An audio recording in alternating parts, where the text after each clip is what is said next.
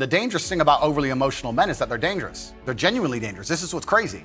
All these people who talk about toxic masculinity and how bad it is for men to be traditionally masculine. A traditionally masculine man does things he doesn't feel like doing because it is his duty to do them. He charges into the building because it is his duty. Not because he feels like it, because it is his duty. We're now teaching the new generation of men that they don't have duty and they can just act on their feelings and act how they feel, and they don't have to act as a man should. Do you know what happens when you get men who just act how they feel? You get school shooters, you get violence, you get rapists. Men who do not control their emotions are dangerous. If you find a man who is stoic, he's not gonna hurt people. He's gonna sit and think about his actions very carefully, and he's gonna be a good man who protects and provides for his family. You find a man who just acts out on impulse and does whatever he feels like, you're gonna find a dangerous man. Weak people are a problem in general. And I don't mean physically weak, I mean cowardly, let's say, and deceitful, because I'm thinking it more in terms of moral weakness. First of all, if you can't support your own weight, let's say, then someone else has to do it. And that's not good. If you don't pick a forthright and useful and noble pathway through life, then you'll become bitter and too hurt by the tragedy of existence. And then you tend to seek your revenge wherever you can get it. And that's not good.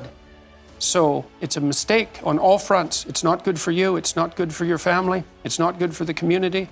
It's certainly not a good medium to long-term strategy, because life is very, very difficult and you have to be prepared for that. This is what's scariest about this entire agenda they're trying to purport, because their ideas, like the feminist idea and like the mainstream idea and like Logan Paul's ideas, all their ideals is if we weaken men, then if they become weak enough, they'll no longer be a threat. And I argue that point absolutely. I think the most dangerous men on earth are the weak men. I think inside of every single man, we're born with a fire inside of us that if we do not control, can destroy ourselves and other people. And if you look at men who have no emotional control, because that's what they're trying to teach us to have. They're saying, listen, you're a man, you're allowed to just cry all the time and have no emotional control, no stoicism, just react to your emotions. Do you know what happens when you tell men to just react to their emotions? Anger. You have school shootings, you have rape, you have violence. That's what happens when you tell men to have no emotional control. These school shooters are kids with no emotional control. Rapists are men with no emotional control. Violence and the bullshit you see on the street are men with no emotional control. Telling men to not be stoic is going to create a breed of violent young men who have no emotional control, can't control their emotions, and act out on them. Do you never see that showing weakness can be a strength too? Not weakness, vulnerability. That's a whole different thing. To admit to the fact that you're vulnerable, that's a form of courage. That's not a form of weakness. But that leads you to take whatever steps are necessary to deal with that properly. It isn't some facade that you're invulnerable. No one is invulnerable by any stretch of the imagination.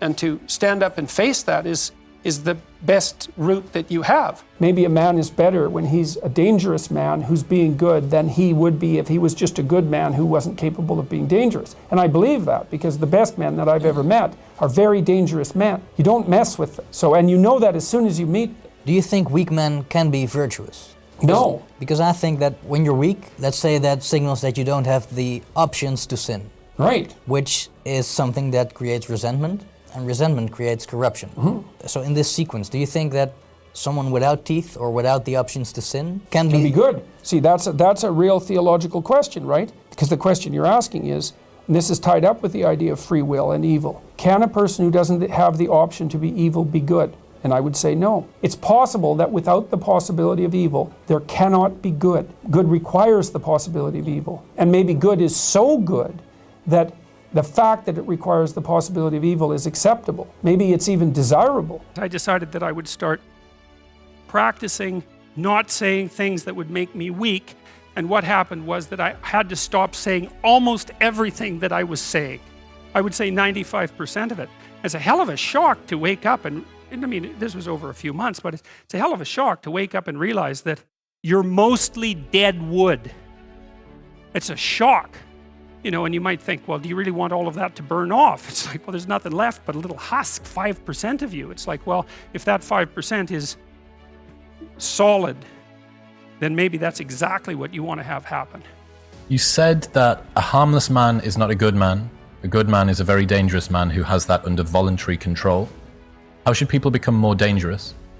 Becoming more articulate is definitely, I would say, that's the primary array of weapons. Physical prowess is something, and it's not nothing, that physical confidence that comes along with that as well. But the same thing replicated at the level of the ability to communicate and to think. That's a way broader field of battle and opportunity. So this is one thing that isn't taught well, especially to boys. It's more important to teach it to boys, I would say, because they're more skeptical of such, partly because they're less obedient, partly because they're less agreeable. That's particularly true for disagreeable boys. And agreeable boys get higher grades independent of their IQ and their academic achievement, because they're easier to deal with. So what do you tell disagreeable boys? There's nothing that makes you more formidable than verbal competence, than being able to articulate, be able to think, to marshal your arguments, right? It's a battlefield metaphor. Get everything in order, all your information straight, to marshal your forces.